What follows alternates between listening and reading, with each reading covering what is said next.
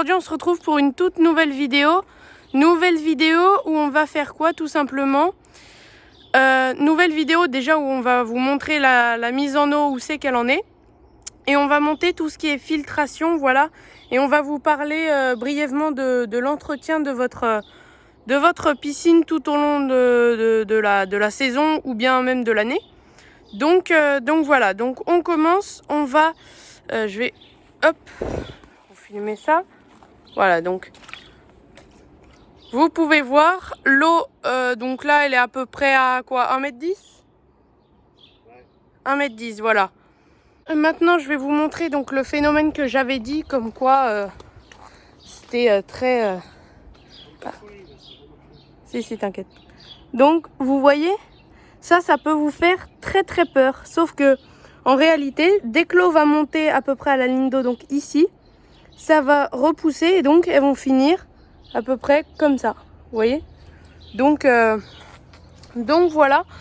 Donc JM, on va se retrouver directement donc là-bas dans la cabane pour la filtration. D'accord? Allez, c'est parti.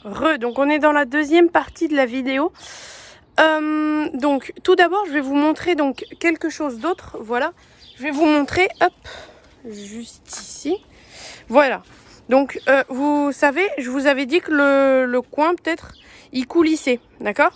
Donc là c'est les barres qu'on a rentrées l'autre jour, vous vous en souvenez? Voilà l'autre, et ça c'est la pièce que je vous ai montrée là. C'est pas celle-là vu qu'elle est pas neuve, mais enfin voilà.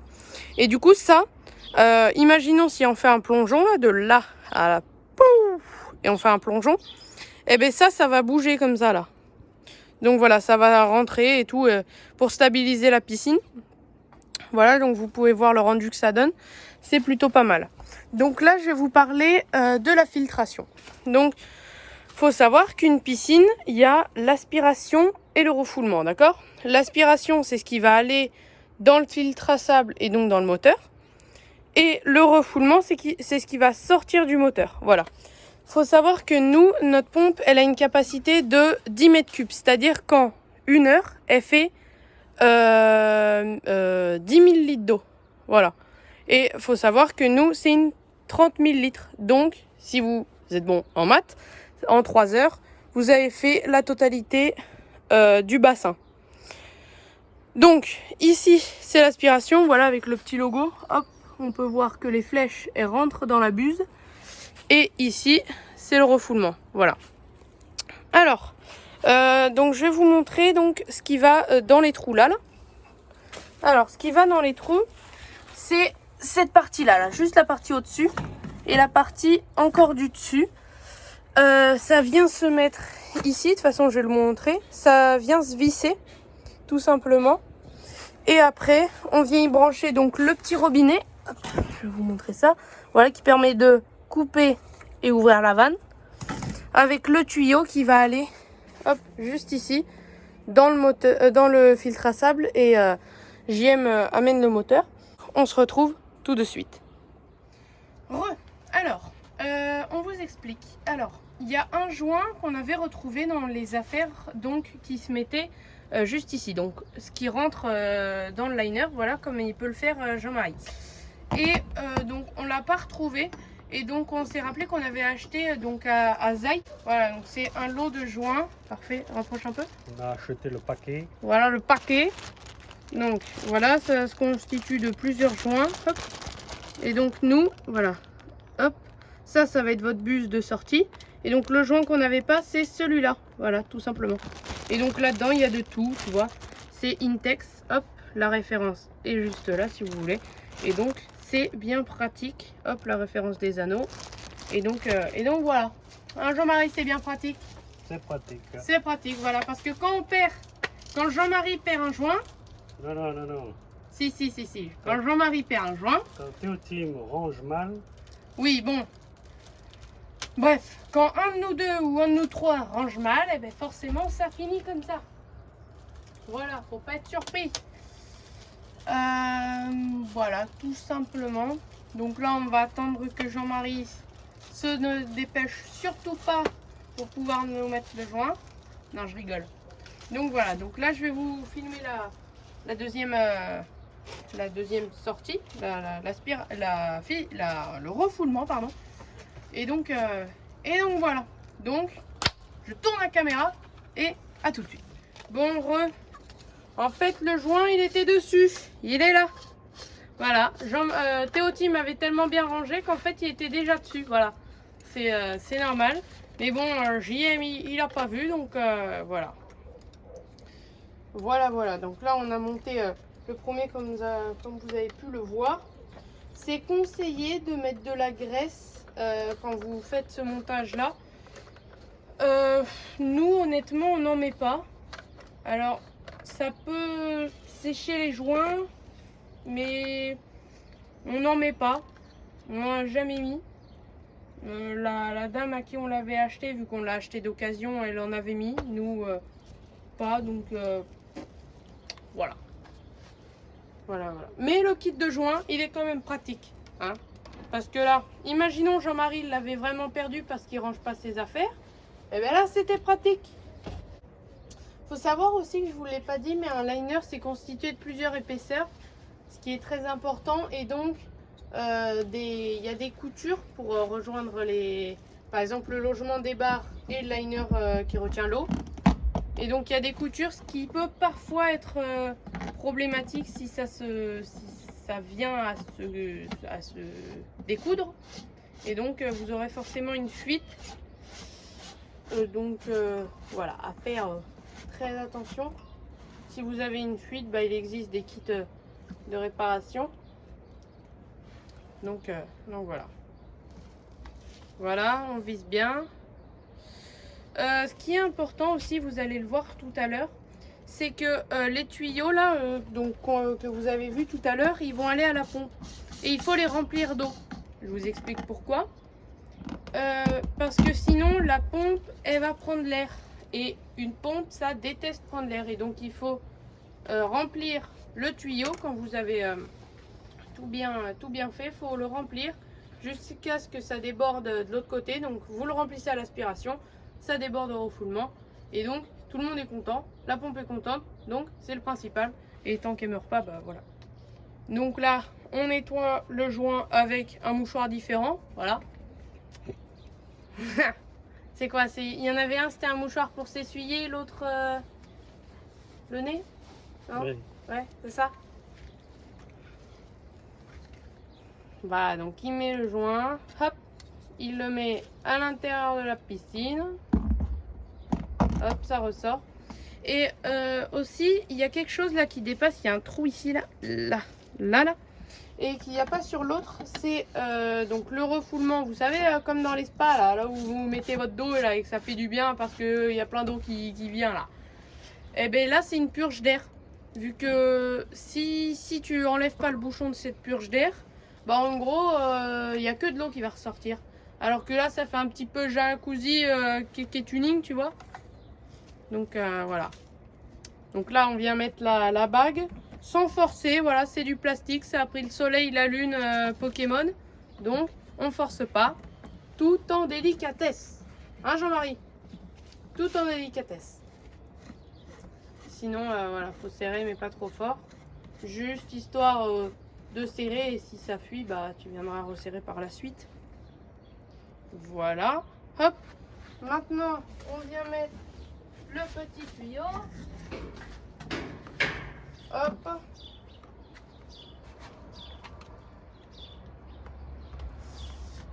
Voilà, donc là il met la purge d'air. C'est ce qu'il visse. Et donc il y a un bouchon dessus. Donc là ça veut dire que ça fait jacuzzi kéké tuning. Et quand il met le bouchon, voilà, ça fait juste de l'eau, voilà, qui crache. Voilà, donc comme vous pouvez le voir ici, là, le truc noir, c'est un joint torique. Donc il vient se mettre comme vous pouvez le voir dans le tuyau. Et il permet du coup de faire l'étanchéité. Et après il va visser la bague. Donc là, ce qu'on vient de faire, c'est que là, ici c'est le préfil. Du coup, ce que je vous disais, que si vous le dévissez, eh bien, vous êtes dans la muerte si vous n'avez pas fermé le robinet. Donc voilà. Donc là, l'aspiration, donc celui de droite qu'on vous a montré en premier, il arrive là. Ensuite, il y a ce petit tuyau là, qui on va l'avancer un petit peu, hop, qui vient se brancher juste ici. Voilà, donc c'est plus pratique de déplacer lui que l'autre. Voilà, donc le joint d'étanchéité, je viens le frotter pour enlever la saleté. Voilà, je viens nettoyer son emplacement. Hop. Faut savoir que moi je suis le pisciniste de la famille, voilà. Parce que JM lui il s'y connaît pas en branchement de tuyau, il est nul. Heureusement qu'il n'est pas juste à côté parce que sinon il ferait le mec oui. Ah mince, il est juste à côté. Bon, JM viens me le brancher là, ça m'énerve. Voilà, donc pendant qu'il va brancher ça, je vous refais le circuit de l'eau. Donc l'aspiration, celui de droite, il arrive dans le préfil juste là. Ensuite, donc l'eau elle arrive là et elle est entraînée vers la pompe à sable où on a 25 kg, t'as mis dedans un sac et demi. Un sac et demi, donc 25 kg. Il a mis à peu près 35 kg de sable dans la cuve. Et donc là, on va venir brancher le tuyau de refoulement juste ici dans le out. Et au cas où, si vous voulez, vous pouvez même mettre un tuyau ici. Ici, c'est le drain. Vu qu'en gros, là, vous avez plusieurs fonctions. Vous avez donc égout qui permet tout simplement de mettre à l'égout l'eau que vous aspirez. Filtration qui est la position normale, voilà, qui fait une boucle et donc qui revient dans votre piscine. Rinçage, c'est rinçage du filtre. Circulation, c'est comme filtration sauf que ça circule et donc le filtre à sable ne fait pas effet. Ensuite ici vous avez contre-lavage, c'est comme rinçage, c'est quand on fait un rinçage pour nettoyer le filtre, on fait après un backwash, du coup un contre-lavage et fermé du coup. Fermé, ça permet l'hiver, du coup quand vous allez la mettre en hivernage, c'est-à-dire quand vous allez mettre du produit dedans, vous la mettez en fermé ou bien même quand vous voulez pas l'utiliser, vous la mettez en fermé, donc ça permet que l'eau elle reste là où elle est, etc. Donc maintenant on va aller prendre le tuyau donc de sortie pour le mettre tout simplement ici, donc dans le out. Voilà, ici c'était le in, c'est marqué là, et ici c'est le out avec la flèche de sortie. Non, la porte.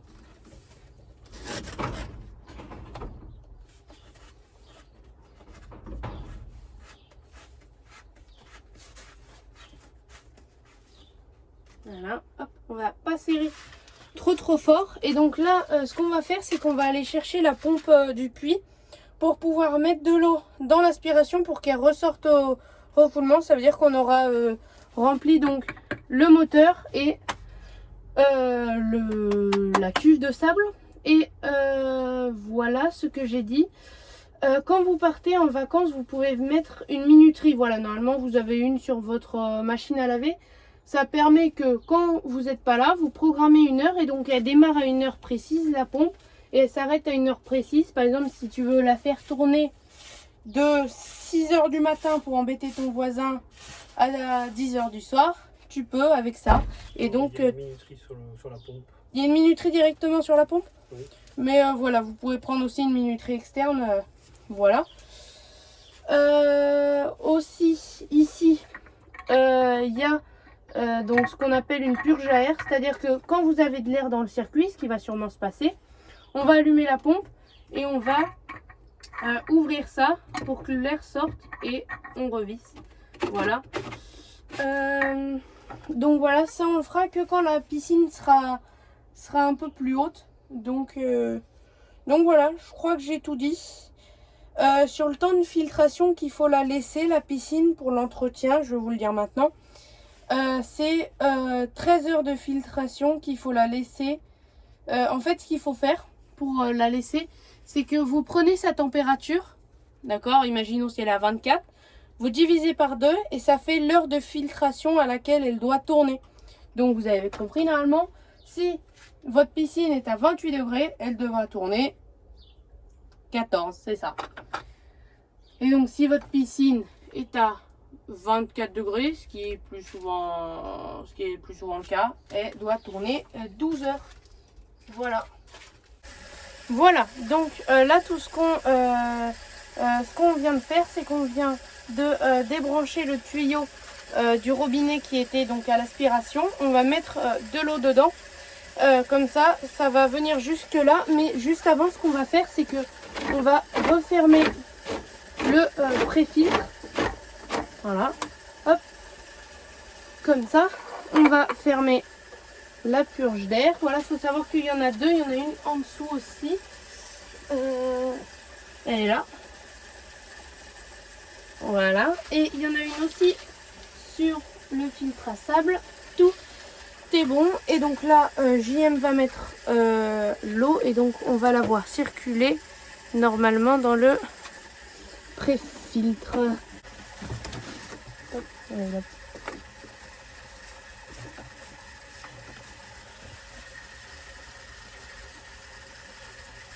Ouais, donc à mon avis, il faut mettre quand même plusieurs robinets.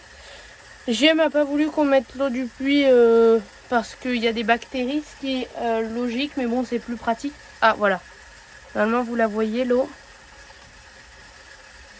Voilà, vous voyez le reflet. C'est bon, tout est bon. Donc, voilà.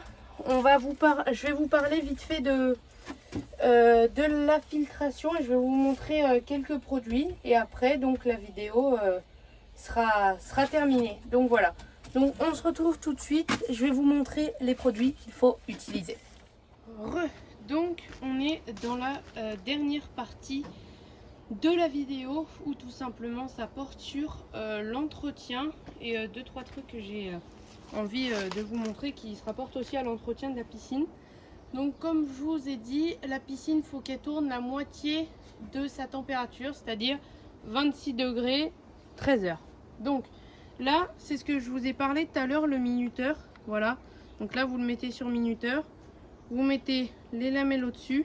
Et donc, par exemple, là, elle commence de 10h et finit à 22h. Donc, ça veut dire que de 10h à 22h, la piscine va tourner. Et donc là, tu le branches sur secteur. Hop, ici. Et ici, tu branches la prise de la pompe. Et donc, tout simplement, la pompe, elle va durer. Elle va être allumée pendant 12 heures. Ensuite, ta petite piscine, eh ben, tu utilises ça. Ça, c'est quoi? C'est des bandelettes. En gros, dessus, tu as pH, chlore et alcalinité. Donc, tu vérifies le pH. Le pH, c'est quoi? C'est, vous savez ce que vous voyez en troisième en physique? C'est une solution basique, aqueuse ou neutre. Donc, vous savez, c'est entre 0, 7 et 7 et 14, voilà. Donc pour vérifier que ce soit pas trop acide, en fait c'est l'acidité, le pH de votre piscine. Donc là par exemple il y a 6,2, 6,8, etc. Et donc il y a des couleurs. Et selon la couleur de votre bandelette, bah, ça veut dire à combien est votre piscine. Je sais pas si vous avez compris, mais bon, ça me paraît clair. Le chlore, bah, ça va être en gros ce qu'on a là. Hop, ah, bah, je vais vous les montrer direct. Hop, le pH c'est ça. Donc c'est ce qui permet l'acidité de votre piscine. Il existe le pH+ et le pH-. pH+, bah, tu t'en sers rarement. Surtout moi, dans ma région, je m'en sers très peu. Vu que l'eau est naturellement... a tendance naturellement à se mettre en surplus de pH et non en dessous. Et donc là, quand tu es au-dessus, tu mets du pH-. Donc tu en mets la dose. Par exemple, là, je sais plus, il y a marqué, tu mets 1,5 kg de produit pour 100 m3 d'eau afin de diminuer 0,2 unités. Donc là, tu fais ton petit produit en croix. C'est simple. Imaginons tu as 20 mètres cubes, bah, tu divises ça par 5 et tu multiplies par je sais pas combien si ta piscine elle est trop... t'as compris. Voilà. Donc ça existe que en granulé, le pH-, je crois. Ça par contre, le chlore, faut faire très gaffe parce que tu as des chlores ultra concentrés de la mort qui tue et tu en as d'autres, bon ça passe encore, tu vois. Et donc là, celui-là, il est donc j'ai oublié, en granulé. Et donc tu as un petit verre doseur pour pouvoir le mettre dans ta piscine. Et donc tu as encore une indication derrière. Tu as au neuf une pastille pour 5 mètres cubes. Tu vois? Donc une pastille pour 5 mètres cubes. Je sais que moi, vu que j'ai 30 mètres cubes, eh ben, je vais mettre 5, 10, 15, 20, 25, 30. 6 fois plus de pastilles, donc 6 pastilles. Je vais mettre 6 pastilles pour ma piscine pour qu'elle tienne. Voilà, donc justement, quand vous venez de finir de remplir votre piscine, vous mettez 6 pastilles dessus là, hein, parce qu'il y en a d'autres, ils sont plus ou moins concentrés. Donc s'il est plus concentré, par exemple, tu vas en mettre moins pour la quantité. Et s'il est moins concentré, ben, tu vas en mettre plus.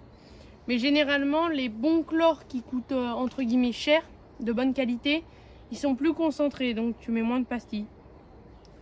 Alors que celui que tu trouves à Leroy Merlin ou à Brico Dépôt, il est bien, mais il n'est pas très concentré. Donc voilà. Donc, imaginons si tu as une eau verte. Donc, tu fais ton petit test avec ça. Hop, tes petites bandelettes que je viens de te montrer. Tu trouves que ton pH il est trop, tu mets du pH-, ce que je t'ai montré là. Tu trouves que ton chlore il est trop bas, t'en mets. Et même si tu trouves, et même si l'eau est verte, tu mets du chlore, ça va détruire les bactéries. Et ensuite, tu vas me dire, mais comment tu fais, c'est quoi la recette magique? Il existe plein de tutos YouTube où tu mets du chlore, ça va tuer les bactéries, et ensuite tu mets ça. Ça c'est quoi? C'est du floculant. Ça se présente sous cette forme-là, des petites chaussettes, tu vois, avec des pastilles dedans. Et donc tu le mets dans ton skimmer, dans ton en gros panier, dans votre skimmer. Et donc ça permet de regrouper les bactéries pour pouvoir les avoir plus facilement avec la filtration. Et donc tu mets ça, ça regroupe tes petites bactéries. Et donc la filtration, tu la laisses tourner, tu la laisses tourner, tu la laisses tourner. Pas H24 non plus, hein, mais 10-12 heures, même plus, hein, 15 heures même. 15 heures, et donc après tu vas voir ton eau, elle va devenir bleue cristalline. Et très important, avant tout, là, tu prends ça là. Ça, tu vois ce que c'est? Non, tu vois pas ce que c'est? Je t'explique. En haut, c'est un local où tu vas mettre, donc là il est sale, je vais le nettoyer, hein. Mais c'est un local où tu mets du coup tes pastilles de chlore. Tu mets tes pastilles de chlore et tu le mets dans ta piscine. Et du coup le truc il va flotter. Il va flotter. Et je vais te dire à quoi ça sert. Ça sert à ce que donc tous les débutants en piscine font cette erreur. Tous. Si vous avez des taches blanches au fond de la piscine où tes motifs ils sont décolorés, c'est que tu as mis directement du chlore dedans. Et non, la grosse erreur qu'il ne faut pas faire. On te l'a déjà dit, Timothée, il faut jamais le faire. Tu mets ton chlore là-dedans et ensuite tu le mets dans la piscine. Et si c'est du chlore en granulé, ce que tu fais généralement, moi ce que je fais, c'est que je prends un bac de 5 litres, du coup un truc comme ça, mais vide là. Ça c'est 3 litres, c'est 3 litres, mais je prends 5 litres. Je mets de l'eau, je mets ma quantité de chlore, je laisse ça 10 minutes et après je mets ça dans la piscine. Et tu mets pas ça à un seul endroit, tu essayes d'en mettre un peu partout et surtout devant la bouche du refoulement pour qu'il il recrache, et surtout pas devant la bouche d'aspiration vu que sinon ça sert à rien. Tu vas aspirer ton chlore, tu vas filtrer ton chlore, ça sert à rien. Et enfin, le produit magique. Ça c'est du clarifiant. Clarifiant en gros, c'est que quand tu vois que ta piscine elle est en train de tourner, genre qu'elle commence à puer et que tu la sens pas trop bien, tu mets un tout petit peu de chlore et tu mets ça. Ça se présente comment? C'est une pastille, voilà. Tu la mets dedans et ça te fait tout le job. Tu vois, c'est clarifiant, ultra concentré. Utilisation permanente, déposer une pastille par semaine dans le panier du skimmer. 2 pastilles si le volume d'eau est à 80 mètres cubes. Donc tu vois, tu vas en mettre une. Tu vois comment c'est puissant? Ça c'est 40 mètres cubes, donc 40 millilitres d'eau. Et après filtration, ouais, ok, ton eau elle devient cristalline. Voilà, ok. Et donc ton utilisation c'est soit après l'hivernage, soit après les fortes pluies, soit après les désinfectations. Ok, en gros, ça aussi je vous l'ai pas dit, c'est que quand il y a eu la veille une forte pluie, alors qu'il a plu mais que t'en peux plus, à vache qui pisse comme dirait l'autre, tu mets du chlore, tu fais un traitement forcément.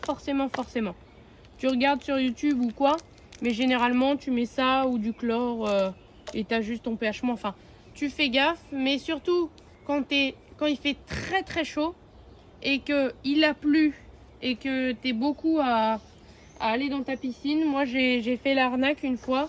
Ils sont venus, des cousins à moi. Ils sont venus dans la piscine et il a fait très chaud. On était nombreux dans la piscine. Et bah tout simplement le lendemain, l'eau elle était vert canard. Voilà, vert canard. Et donc quand c'est ça, et ben bonne chance. Donc voilà, j'espère que tout a été bien clair dans ce tuto là. S'il y a des incompréhensions, t'essayes de me les mettre sur mes réseaux sociaux. Voilà. Si t'as pas mes réseaux sociaux, c'est sur Instagram Théotim et Célib. Voilà. Tu m'envoies un petit message et je te répondrai avec plaisir si tu as des questions, des incompréhensions. Voilà. En tout cas, je t'invite à acheter une piscine, c'est très cool. Quand il fait chaud, ça fait trop du bien. C'est la meilleure sensation quand il fait chaud.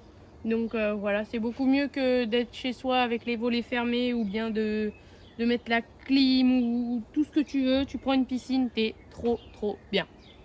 Donc voilà, j'espère que cette petite vidéo t'a plu. J'ai essayé de faire de mon mieux. Et donc voilà. Et moi je vous dis peace.